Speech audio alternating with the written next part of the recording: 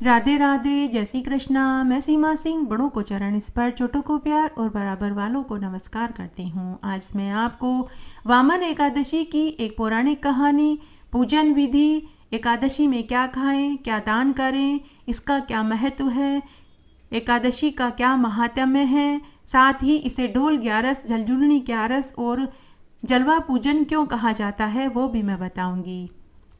आइए इसे हम संपूर्ण विधि से जानते हैं। श्री कृष्ण भगवान के जन्म के 16वें दिन बाद माता यशोदा ने जलवा पूजन किया था, जिसे डोल ग्यारस के नाम से जाना जाता है। भादवा मास के शुक्ल पक्ष की एकादशी को कई नामों से जाना जाता है, जैसे जलजूलनी एकादशी, वामन एकादशी, पद्मा एकादशी, परिवर्तनी एकादशी, डोल ग्यारस, पोतड़ा पूजन एकादशी, जलवा पूजन एकादशी, अनेक नामों से जाना जाता है। इस दिन भगवान विष्णु योग निद्रा में करवट लेते हैं, इसीलिए इसे परिवर्तनी एकादशी कहते हैं। इस एकादशी को करने से सभी कष्ट दूर हो जाते हैं। इस व्रत को करने से वाजपेयी यज्ञ का फल मिलता है। इस एकादशी को करने वाला मनुष्य इस लोक में सुख और मरने पर परलोक में मोक्ष पाता है। इस दिन भगवान कृष्ण के बाल रूप की पूजा करनी चाहिए, क्योंकि भगवान कृष्ण के जन्म के 16वें दिन माता यशोदा ने जलवा पूजन, कुआं पूजन किया था, इसीलिए इसे जलवा पूजन भी कहते हैं। भगवान विष्णु ने वामन अवतार लेकर राजा बलि से उनका सर्वस्व दान में मांग लिया था और राजा बलि भी खुशी खुशी अपना सब कुछ दान में दे दिए थे। इससे प्रसन्न होकर भगवान विष्णु ने अपनी एक प्रतिमा राजा बलि को सौंप दी थी, इसीलिए इसे वामन एकादशी के नाम से भी जाना जाता है। इस एकादशी को डोल ग्यारस क्यों कहते हैं? इस दिन भगवान कृष्ण के बाल रूप को एक ढोल में, अर्थात एक विशेष प्रकार की डोली जिसे रथ भी कहते हैं, उसमें फूलों से, विद्युत बल्बों से सजाकर बिठाया जाता है और पूरे नगर में भ्रमण कराया जाता है। यह एक जुलूस और शोभा यात्रा के रूप में निकाला जाता है। इस रथ को देखकर सभी लोग अपने अपने घरों से निकलकर पूजा करते हैं, दान करते हैं और ढोल की 7 और 5 परिक्रमा लगाते हैं और सुख समृद्धि की कामना करते हैं। सभी कृष्ण मंदिरों में विशेष पूजा पाठ होती है, विशेष साज सज्जा होती है। भगवान कृष्ण को ढोल में बैठाकर नगर में भ्रमण कराया जाता है। मंदिरों में भजन और कीर्तन होते हैं। भजनों और कीर्तनों में खूब नृत्य गान किया जाता है। बैंड बाजों के साथ वह जुलूस मेले के रूप में निकलता है। सभी स्त्री, पुरुष, बच्चे, बुजुर्ग जुलूस के साथ साथ चलते हैं। फिर यह ढोल किसी कुएं, तालाब तक जाता है, जहां कुआं पूजन और जलवा पूजन की रस्म अदा की जाती है। महिलाएं अपने अपने पल्लू को पानी से धोती है और हल्दी लगाकर गांठ बांध लेती है और प्रार्थना करती है कि उनके घर में भी उनकी बहू बेटी को पुत्र रत्न की प्राप्ति हो। यह रस्म माता यशोदा ने आज के दिन ही की थी। इसे पोतड़ा धोने की रस्म भी कहते हैं। श्री कृष्ण भगवान के जन्म के 16वें दिन माता यशोदा ने जलवा पूजन किया था, इसीलिए इसे डोल ग्यारस के नाम से जाना जाता है। पूजन विधि: भगवान विष्णु की धूप, दीप, नैवेद्य से पूजा करनी चाहिए। 7 छोटे छोटे कुंभ लेकर जिनमें अलग अलग धान्य से भरे, जैसे गेहूं, उड़द, मूंग, चना, जौ, चावल इत्यादि। एकादशी का पालन दशमी की तिथि से ही कर देना चाहिए। द्वादशी तक व्रत का पालन करना चाहिए, इसीलिए यह व्रत की अवधि लंबी हो जाती है। भगवान विष्णु की पीतल या सोने की मूर्ति को इन्हीं कुंभों पर रखकर पूजा की जाती है। एकादशी तिथि के दिन पूरे दिन व्रत रखकर द्वादशी तिथि को अन्न से भरा घड़ा किसी योग्य ब्राह्मण को दक्षिणा सहित दान में देना चाहिए। उसके बाद ही व्रत खोलना चाहिए। एकादशी को क्या खाना चाहिए? इस एकादशी में दूध, चाय, कुट्टू के आटे की पूड़ी, आलू, साबूदाने की खिचड़ी और साबूदाने की खीर, काली मिर्च, सेंधा नमक, बादाम, अदरक, चीनी, गुड़ उपवास में लिया जाता है। दशमी तिथि से ही व्रत का पालन किया जाता है। दशमी तिथि से ही मांस, मदिरा, पान, लहसुन, मसूर की दाल, मूली, बैंगन, चावल, अन्न नहीं खाया जाता। एकादशी के दिन दातुन नहीं किया जाता, इसके बजाय 12 बार कुल्ला किया जाता है। इस दिन वृक्ष से पत्ते नहीं तोड़ने चाहिए, तुलसी का पत्ता नहीं तोड़ना चाहिए। तुलसी का पौधे में गिरे हुए पत्ते को ही काम में लेना चाहिए और उसी पत्ते को भगवान विष्णु को भोग और इलायची के साथ, मीठे पान के साथ चढ़ाना चाहिए, लेकिन खुद पान न खावें। फलों में केला, आम, अंगूर, सूखे मावे, बादाम, पिस्ता, सात्विक भोजन करें। एकादशी के दिन तुलसी दल के पौधे में जल न सींचे, केवल दीपक अगरबत्ती ही करें। एकादशी के दिन क्या दान करना चाहिए? एकादशी के दिन व्रत के साथ दान जरूर करना चाहिए। अगर आप व्रत नहीं करते हैं तो भी आपको दान जरूर करना चाहिए। खुद दान करें, लेकिन एकादशी के दिन किसी का दिया हुआ न खाएं। अन्न का दान करने से घर में धन धान्य के भंडार भरते हैं, ऋण और कर्ज से मुक्ति मिलती है। गुड़ और चना दान करने से व्यापार में वृद्धि होती है, नौकरी में तरक्की होती है। घी का दान करने से अगला पिछला जन्म सुधर जाता है। कपूर का दान करने से घर में से नकारात्मक ऊर्जा खत्म हो जाती है, सकारात्मक ऊर्जा बढ़ती है। अन्न दान करने से पितृ, देवता, मनुष्य सभी को तृप्ति मिलती है। अन्न दान करने का फल कन्यादान करने जितना मिलता है। इस एकादशी में यज्ञ हवन किया जाए तो इसके फल का वर्णन तो ब्रह्मा आदि देवता भी करने में असमर्थ हैं। ब्राह्मणों को दक्षिणा के समय मिठाई, छाता, जूता, वस्त्र, दूध देने वाली गाय, बछड़ा सहित दान करनी चाहिए। ऐसा करने से मरने पर यमदूत दिखाई नहीं देते, यम मार्ग के कष्ट सहन नहीं करने पड़ते, यमपुरी में दुख नहीं झेलने पड़ते। इस एकादशी पर ओम नमो भगवते वासुदेवाय मंत्र का 108 बार जाप करना चाहिए। जो मनुष्य एकादशी के दिन रजाई, गद्दा, तकिया, पलंग, शैया सहित ब्राह्मण को दान करता है, वह इस जीवन के समस्त सुखों को भोगने के बाद मरने पर विष्णु लोक के समस्त सुखों को भोगता है। अगर एकादशी के दिन वस्त्रों के साथ स्वर्ण का दान ब्राह्मण को करते हैं तो उनकी 7 पीढ़ी सभी सुखों को भोगकर मरने के बाद स्वर्ग को पाती है। जो मनुष्य एकादशी के दिन तिल का दान करते हैं उनके सभी पापों का नाश हो जाता है, उन्हें निरोगी कंचन जैसी काया प्राप्त होती है। जो मनुष्य एकादशी के दिन चीनी सहित दूध का दान करते हैं उनको अमर, अजर, दीर्घायु, संतान सुख की प्राप्ति होती है। एकादशी के दिन पीतल का घंटा मंदिर में दान करते हैं तो उनके सभी दुख छूट जाते हैं, वे आयुवान, लक्ष्मीवान, पुत्रवान होते हैं। व्रत की समाप्ति पर ब्राह्मण को जोड़े सहित भोजन कराने से आयु, धन, विद्या, यश बढ़ता है। वे अगले जन्म में चक्रवर्ती राजा बनते हैं और पुत्रवान होते हैं। जो मनुष्य एकादशी के दिन मोती का दान करते हैं उनकी कीर्ति दशों दिशाओं में फैलती है। जो मनुष्य चांदी के पात्र में हल्दी रखकर दान करते हैं वे पति पत्नी अनंत सुख को प्राप्त करते हैं, उन्हें अक्षय धन के साथ पुत्रवान सुपात्र संतान मिलती है, उनकी देवलोक में भी पूजा होती है। जो मनुष्य फल का दान करते हैं उसके सभी मनोरथ भगवान विष्णु पूरे कर देते हैं। इस एकादशी व्रत में अगर पति पत्नी ब्रह्मचर्य का पालन करते हैं तो वे बलशाली, यशस्वी, लक्ष्मीवान, पुत्रवान होते हैं और इस संसार के समस्त सुखों को भोगकर मरने के बाद विष्णु लोक को पाते हैं। परिवार में आर्थिक तंगी दूर करने के लिए, माता लक्ष्मी की कृपा पाने के लिए यह उपाय करें। परिवर्तनी एकादशी के दिन भगवान विष्णु को केसर के दूध से स्नान करावें।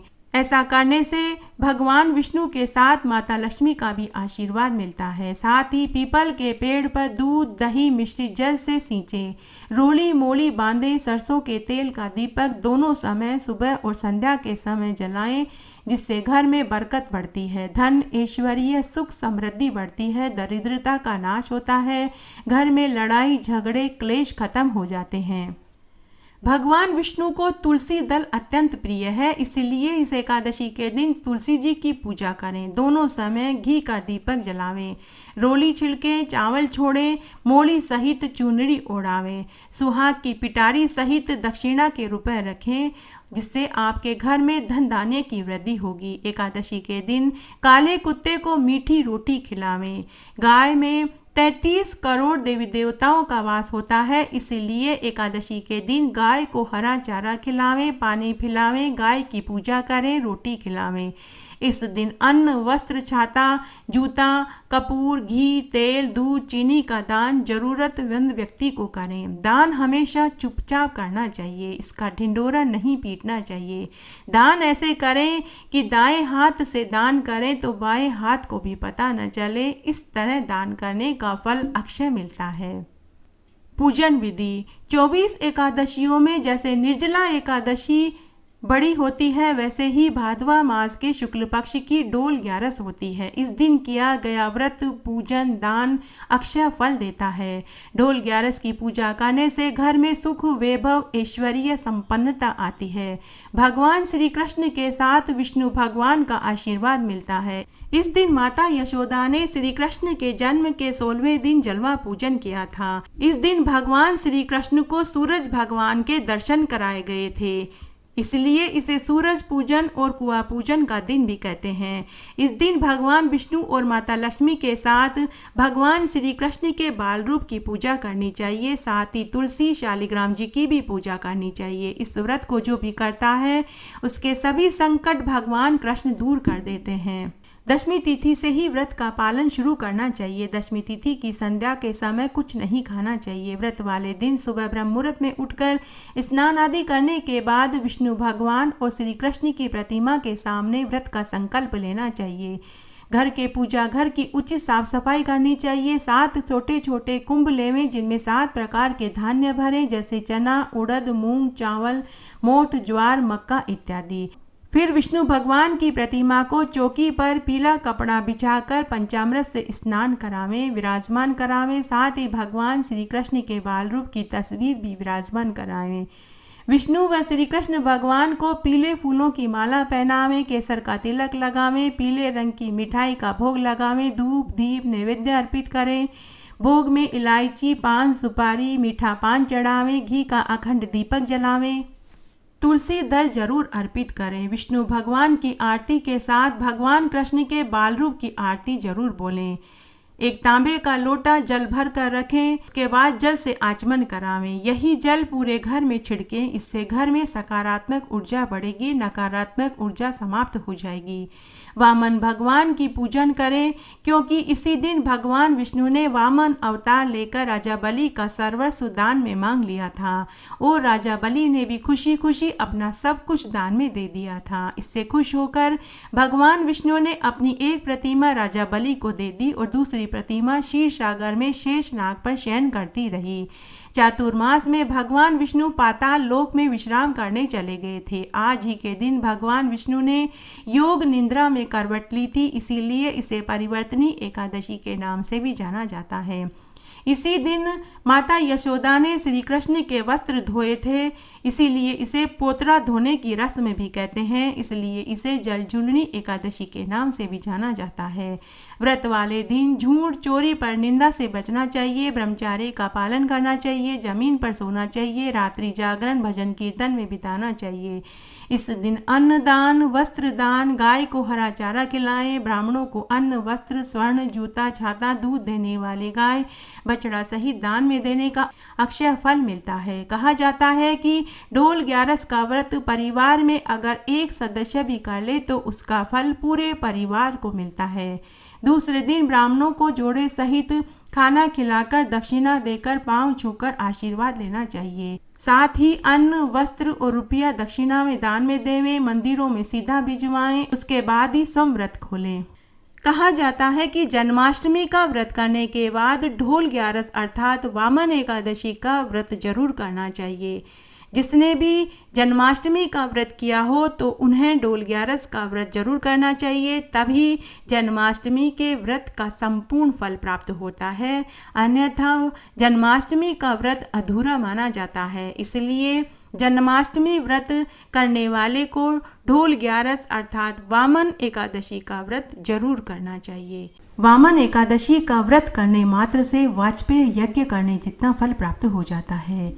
शास्त्रों में वर्णित है कि जो मनुष्य इस एकादशी में भगवान विष्णु के वामन रूप की पूजा करते हैं वे तीनों लोकों में कोटि देवताओं द्वारा पूजनीय होते हैं। इस एकादशी की कथा सुनने मात्र से ही समस्त पापों का नाश हो जाता है। जयंती एकादशी की कथा से नीच और पापियों का भी उद्धार हो जाता है। यदि कोई धर्म परायण मनुष्य इस एकादशी के दिन वामन भगवान की पूजा करते हैं तो उसे संसार की समस्त पूजा का फल प्राप्त हो जाता है। जो मनुष्य इस एकादशी के दिन वामन भगवान की पूजा करते हैं वे तीनों लोकों में ब्रह्मा, विष्णु, महेश की पूजा करने जितना फल पा लेते हैं। जो मनुष्य इस एकादशी का व्रत करते हैं उन्हें इस संसार में और कुछ भी करना शेष नहीं रह जाता।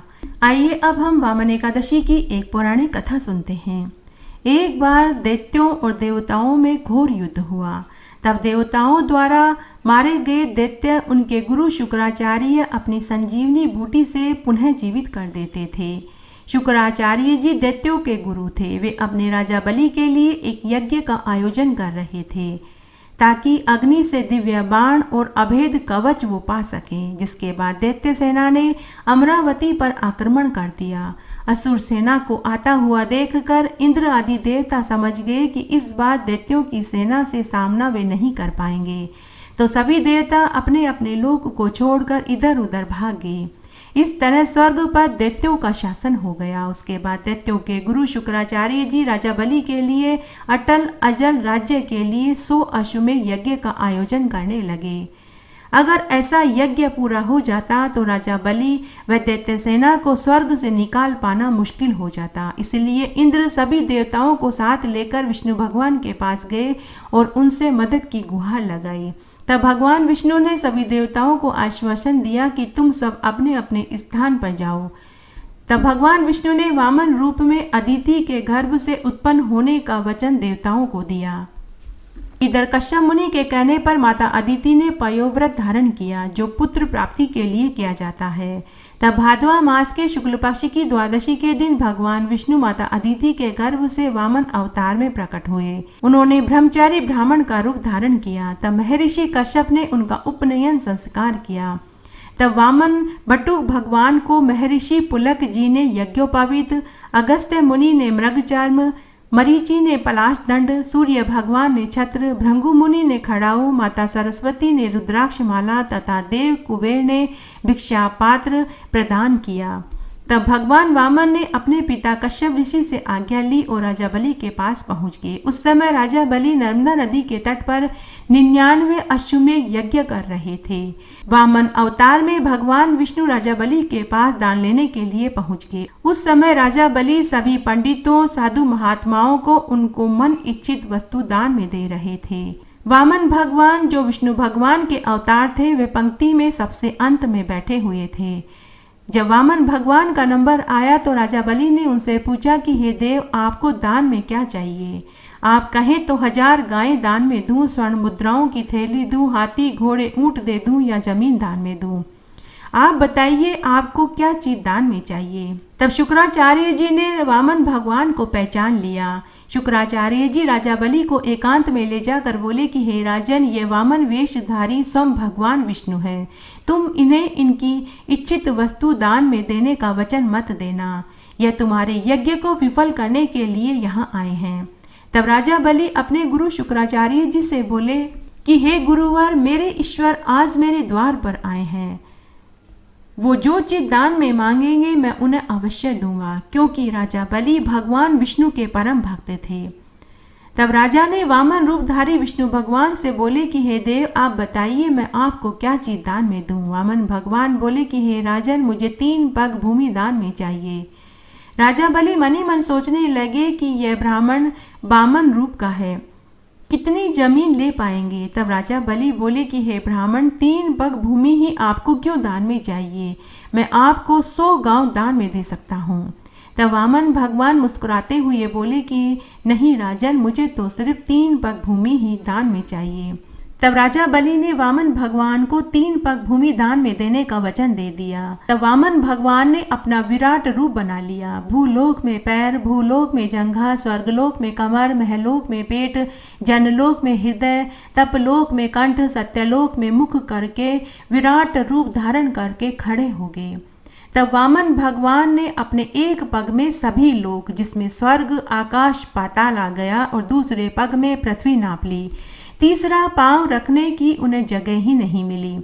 तीसरा पांव रखने की जगह नहीं बची तो वामन भगवान राजा बलि से पूछने लगे कि हे राजन, अब बताओ मैं अपना तीसरा पग कहाँ रखूं?